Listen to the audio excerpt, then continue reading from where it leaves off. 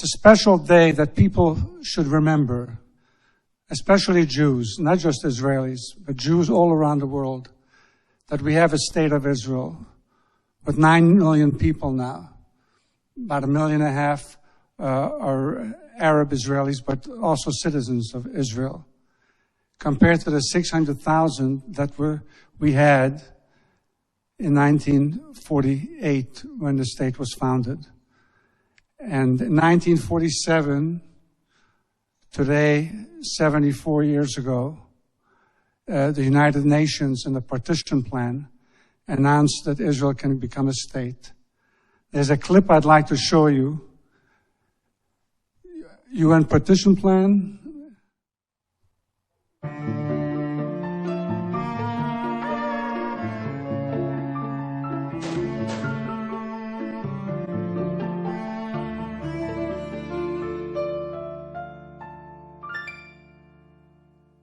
The minutes of Britain's mandate are ticking to an end, but the nations are still deliberating over the future of the Holy Land. Palestine in 1947 had reached its boiling point. 30 years had passed since the Balfour Declaration announced Britain's support for a national home for the Jewish people. Hundreds of thousands of Jewish refugees, survivors of the horrors of the Shoah, were trying to make their way to Palestine, but Britain had shut the gates to immigration. The Jewish underground movements increased military actions to force the British out. The British were fed up, and they had passed on the problem of the partition of Palestine to a United Nations committee in UNSCOP, who were deliberating. Nobody really believed in our day the UN was a place where you deliberated and deliberated. They never did anything. They talked a lot. The United Nations Committee recommended an end to the British mandate and the partition of Palestine into 2 states, an Arab state and a Jewish state, and scheduled a vote in the UN General Assembly at Lake Success, New York. A 2/3 majority was required to pass the proposal. Despite the support of both the United States and the Soviet Union, many other countries needed to be convinced. You spoke to the Belgian, and you spoke to the Swede, and you spoke to the Brazilian, preaching, explaining why all the time. And the refugees and the displaced people, they call them displaced person in Europe. There were a number of us working at the same time also on getting votes. A preliminary vote showed the Jewish Agency delegation coming up short. The diplomatic team focused their efforts on 3 countries that were still undecided: Liberia, Haiti, and the Philippines. יום אחד אנחנו מקבלים צלצול מהמטה של ההגנה בפריז, הייתה הוראה לחפש בלונדון איזה גוי, והאיש הזה דיבר עם נשיא הפיליפינים, שהבטיח לו להצביע בעד, והנה מתברר שהשגריר שלהם בלייק סקסס, הוא לא קיבל הוראה. מצאנו אותו, זה היה כבר מאוחר בלילה, התחלנו להסביר לו שהנשיא לא עמד בדיבורו, והיה שקט, אז התחלנו לשאול מה קרה. אז הוא אומר, תשמע, אני חושב, I'm thinking. מה אתה חושב עכשיו ב3 בבוקר? הוא אומר, אני חושב איזה שעה עכשיו בפיליפינים. ובסוף הייתה שיחה עם נשיא הפיליפינים, והוא הבטח שהשגריר שלו יקבל הוראה. It was touch and go all the time till you got everything lined up. Haiti, of all countries, was the last country coming to vote. We sent down to Haiti a Protestant minister by the name of Sheldon, who was also believed that the Jews should have a homeland. They went down for 2 or 3 days, and on Wednesday before Thanksgiving, they came back and they said, Haiti will vote with us. Some people promised and voted against. Some people were pursued by us till the last minute and voted for. Diplomacy continued up until the vote itself was held. And there was a South American country, I don't want to tell you which, so our head of the Latin group, an Argentinian Jew who was in the Mishlachat, he went to the men's room and he recognized the men's shoes under the door. And he knocked and he said, you promised to vote, they are voting now. I'm here to bring you to the voting. And he voted. Development of the Jewish national home. This was Saturday night.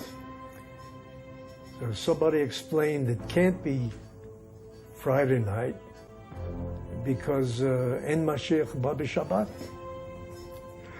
Of course, we huddled around the radio, which was only a battery radio, and kept conking out.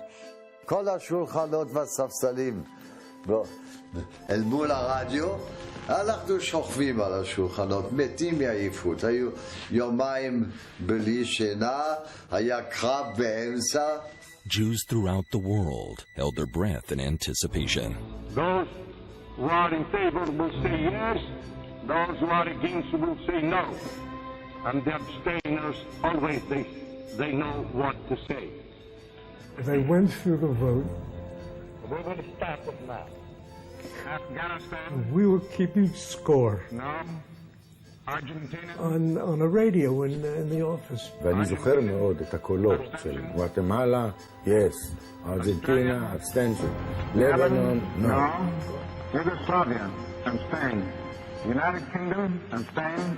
כשהגענו לאות פי, פיליפינים, אמרו כן, אז ידענו שאנחנו עשינו איזה, תרמנו משהו. בעד! פלוס. נגד. מינוס. I remember the excitement. This was our life.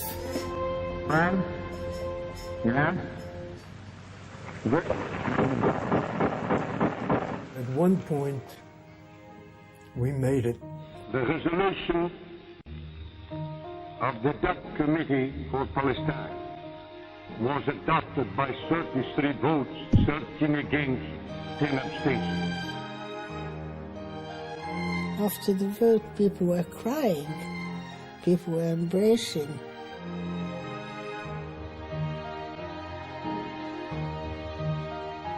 ואז יצאו כולם ויצאנו כולנו לרחבה המרכזית של העיר. They were dancing in the streets. Even the British. I remember one of them came by in a tank, picked up some kids, take them on a ride around. The British soldier on guard was relieved. He knew, thank God, there's going to be an end to all this. And we said, now let's go into town. So we got a lift on the back of a British armored carrier with a gun.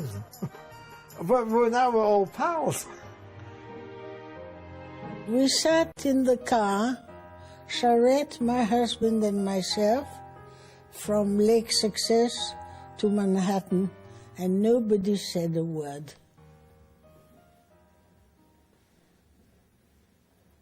It was overpowering.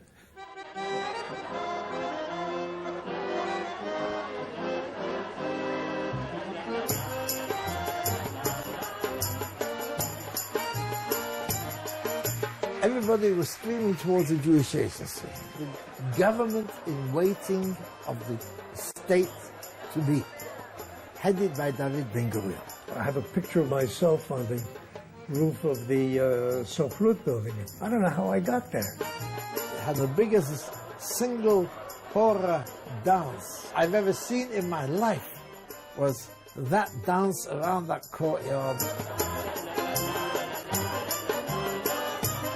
Ben-Gurion, standing on the balcony of the Sochnut building, the heart of Jerusalem, and he raised his hand, and utter silence waited for his words. Tchi HaMedina HaIvrit. He called it the Hebrew state because it had no name, and asked everyone to sing Hatikva.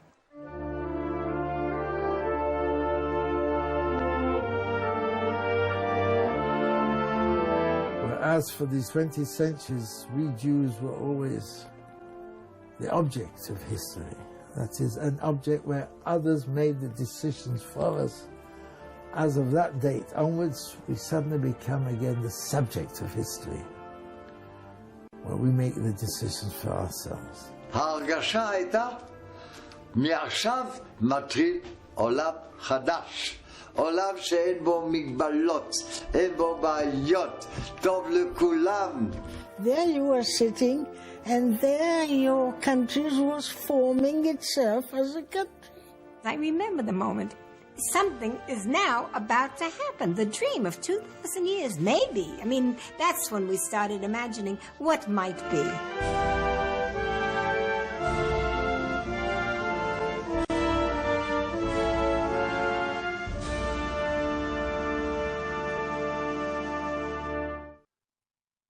A 9-year-old boy in Israel, the writer Amos Oz, describes his experience as he awoke and saw everyone out on the street listening to a radio broadcast on that fateful evening on November 29, 1947.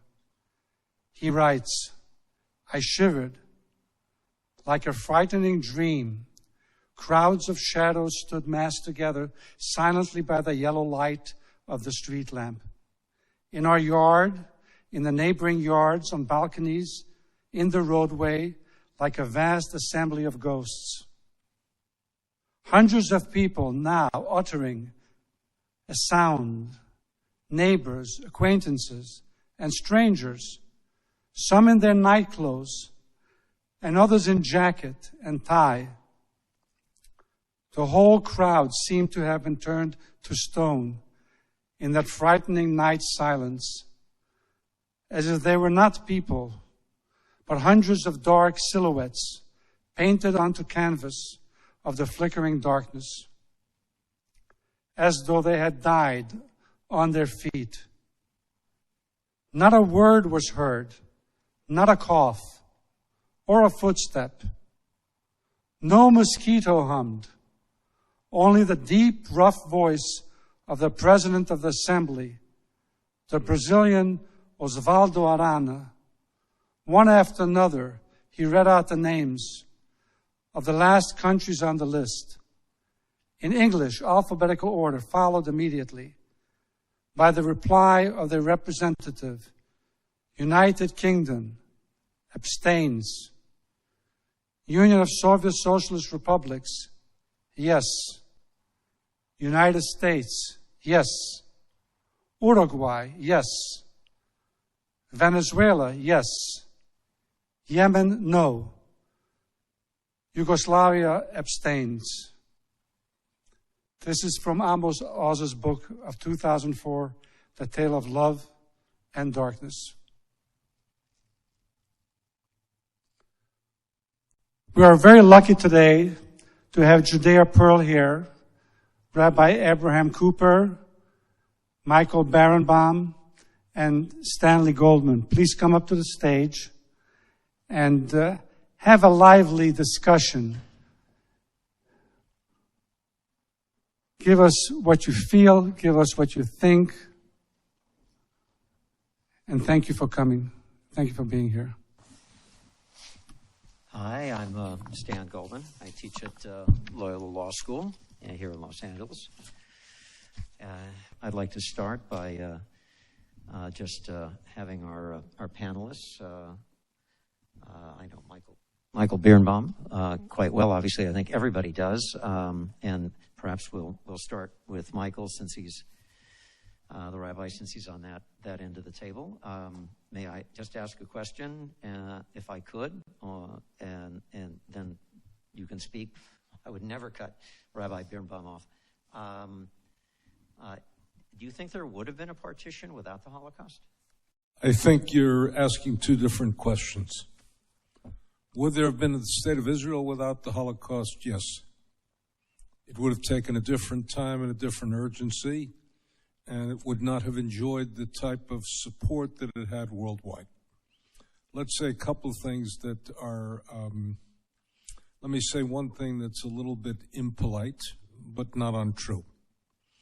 And that is that the formation of the State of Israel by partition, number one, solved the question of refugees not going to Paris or Amsterdam or Washington or New York or Los Angeles.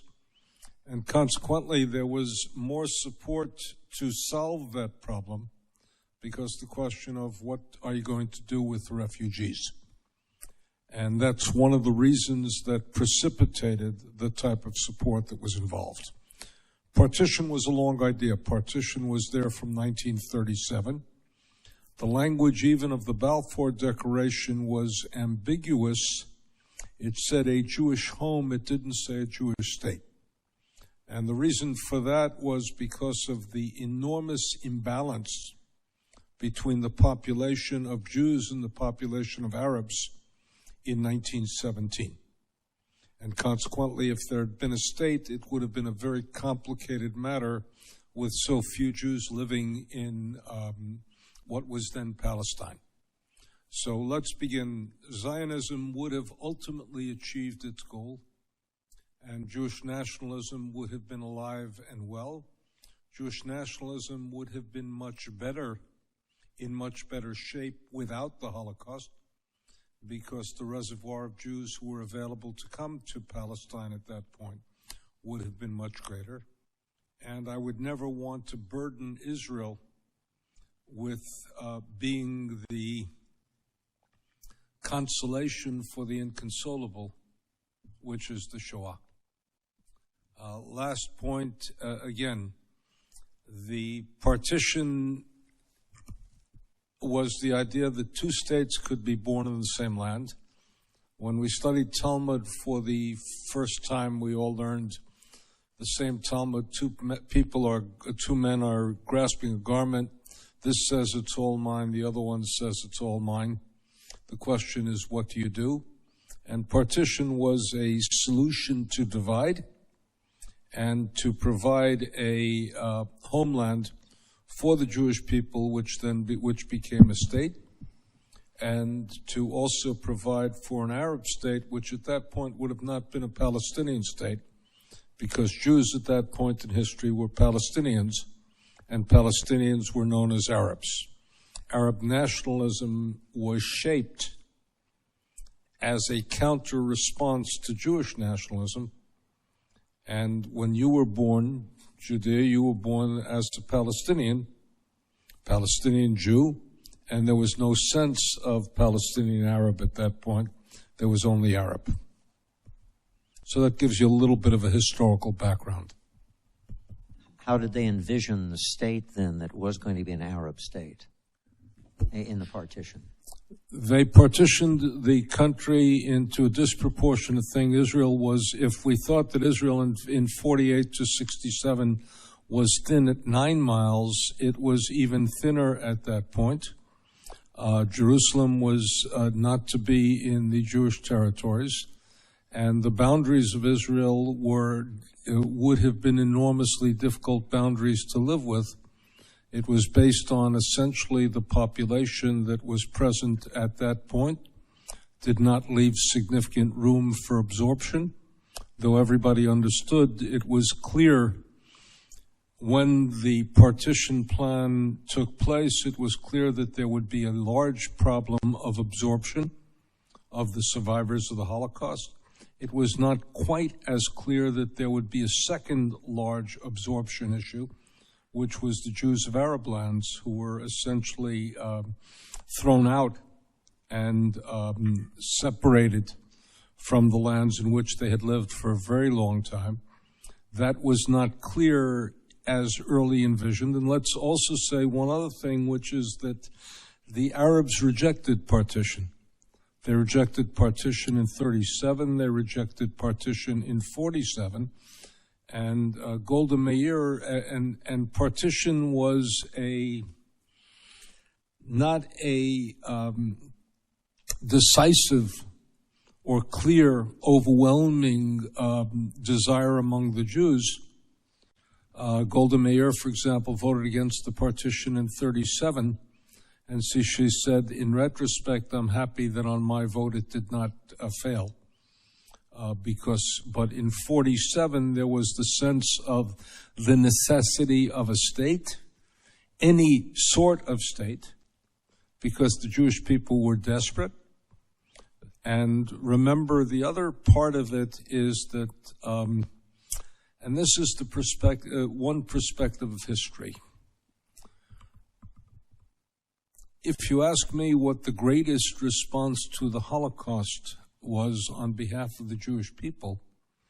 It was the decision to remain Jews and not to give up and to reinvent themselves in a new type of articulation.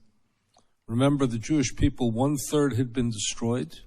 The only non-problematic country where Jews were living that could assume any leadership for world Jewry was then the United States. Every other country was either decimated or fighting for its life.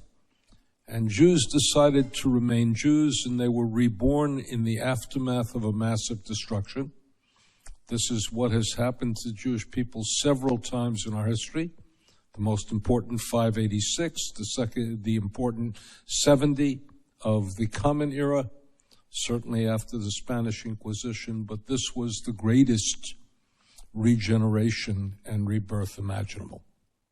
Professor Pearl, do you have any thoughts on this? You were there, although very young. Yeah, I think we should pay more attention to the Balfour Declaration, because I think without seeing the substrate of Jewish mind, okay, that was created by the Balfour Declaration, we cannot explain not only the immigration, but also the state of mind of the Jews in the state. Now, Balfour Declaration is credited with, of course, the immigration of about, let's say, from 200,000 to 550,000 in 1947. Okay? But aside from the numbers and the immigration, it changed the psyche of the Jew in the shtetl. It's one of those cases, well, the Balfour Declaration itself is 67 words, and it sounds like a greeting card, a holiday greeting card.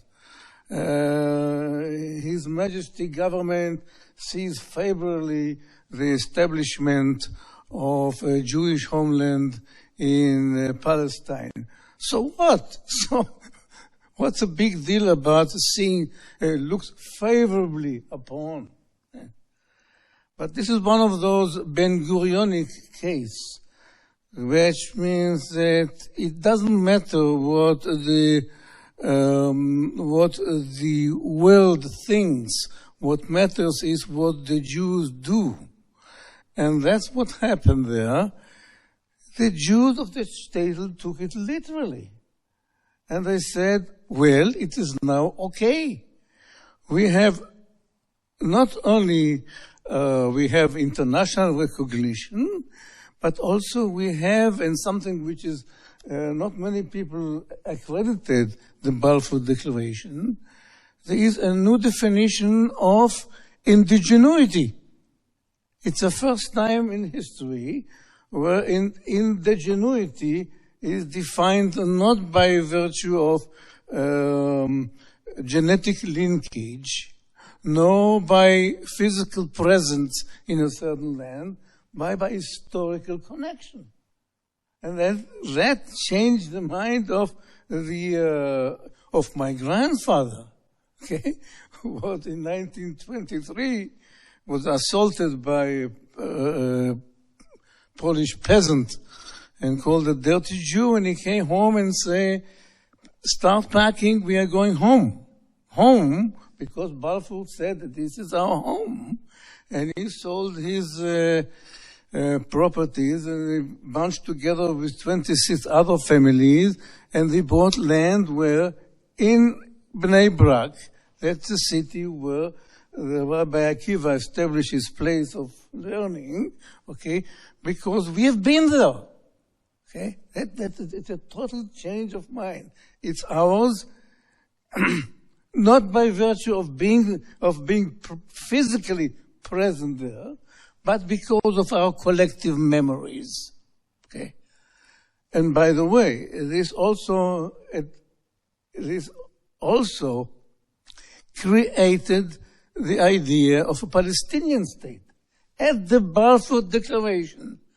Okay? Because indigeneity is not connected with whether a Palestinian had a national identity yesterday. What matters is what the kind of coherence and identity they have today, because indigeneity is a state of mind. It's not facts that makes it, but a state of mind. So I think we should also, however, credit one little step before the Balfour Declaration and the 1947, and this is a man named Arlosov.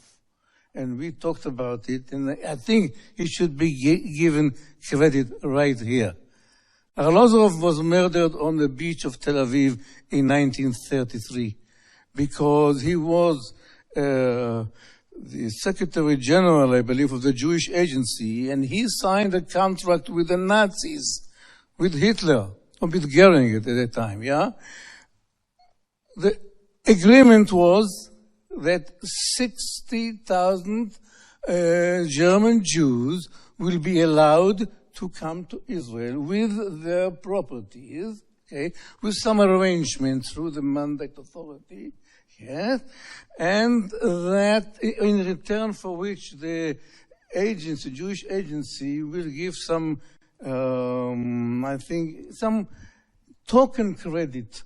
They stopped the, no, first of all, they would allow German merchandise to be bought in Israel by the British authority. Okay. No, let me state it let me be a pain in the neck historian. The deal was as follows, that Jews would have to forsake all their property in Germany. They would get a percentage of the property in terms of German material that would be sent and exported to Palestine. And the deal essentially ended up being something that rescued some 60,000 Jews from Germany, which was more than 1 in 10 German Jews. And the controversy was whether you give legitimacy to Adolf Hitler and the Nazi government in 1933 when it was dealing with it. And I've said, and I would say again, that I would sign that deal despite all of my reservations of it, because essentially it let 60,000 Jews live. It also ironically transformed Palestine, because it gave a middle-class merchant class in Palestine something that had not been a characteristic of the Yishuv. Enormously controversial, controversial to this day, but ended up rescuing more than 1 in 10 Jews in Germany. Only in Germany at that point, because that was the only territory that the Germans had. Now I'm going to play devil advocate and say, they brought 60,000 German Yekkes to Israel, right? Now, every Yekke that came there created jobs for 4 Polish impoverished Jews, okay? Which means that the population of Palestine, which was about 200,000 before Arlosov, developed into 550,000, without which there wouldn't be a state of Israel. Not only they wouldn't be able to fight the war, but they didn't have health care, engineering. I studied in my high school under professors who came from Heidelberg and Berlin, and I and all my generation were lucky enough to experience the most daring and educational experiment in human nature, in human history, being taught by professors who couldn't find a job in academia, and they taught us.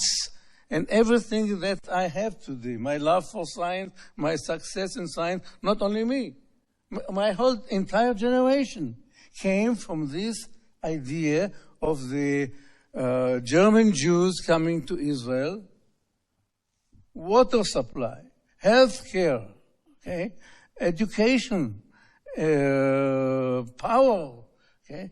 Everything was created on the whole infrastructure of a state on the way, המדינה בדרך, yeah, came with this agreement of Arlozov with the Nazis. Makes you believe in free will, doesn't it? Makes you believe in free will. Doesn't it? Sorry, I just thought I'd have to tell people I spoke about free will with Professor Pearl. I just wanted. Rabbi, you have any thoughts on this? You can please take it in a different direction if you'd like. But I don't think you have to worry about me staying in this direction. Although one of my many questions about our mentor, our Rebbe, our leader, Judea Pearl, it's a really interesting relationship. I don't understand. Forget about the contents of his scientific books. I've yet to figure out what the titles of your books in the science realm mean. Yet, I sit here really humbled, a person that we call Rebbe, a leader, a teacher, a mentor. And so I now have at least a fig leaf, Michael, that one of the reasons I cannot understand any of the scientific aspects is you had professors from Heidelberg already in high school, which means for the rest of us, we're starting way back. Look, I'd like maybe to... we can all agree on that. Yeah, I'd like to, as we listen, because Hebrew goes right to left, you see that we're going earlier into history. So what's one of the many amazing parts, without getting into details about how Balfour and the connection back to Herzl itself was, we say in Hebrew, Lamala min hateva, how that thing came to be. But what's interesting is that in World War I, David Green, i.e. David Ben-Gurion, found himself in Brownsville, New York, in Brooklyn. They say there was even an outdoor debate between him and Lev Bronstein. Leon Trotsky and David Ben-Gurion had a Yiddish outdoor debate about the future of the Jewish people while World War I was raging. Why was he there? Besides obviously trying to raise funds, is because many of the Jewish leaders were afraid that the Ottoman Empire, if it won, would do to the Jews in Palestine what they did to the Armenians. So we talk about this continuum of history and etc. Every single step of the way, of course, has to be analyzed and be given, a logical context. But the truth of the matter is, when I look at that whole train of events, it really is, we say in Hebrew, lamala min hateva, outside the realm of full rational understanding. I celebrate November 29th because today, 65 years ago, when I was 8 years old, we crossed the border into Austria from Hungary, and we escaped with my parents and I. Wow. So November 29th, I think we still only survive in Israel because we have those soldiers, because we have every 18-year-old in the army, and all the girls are in the army. If it wasn't for that, we're screwed. Toda rabah, Chag Sameach, happy Hanukkah. Thank you. Thank you, my friends.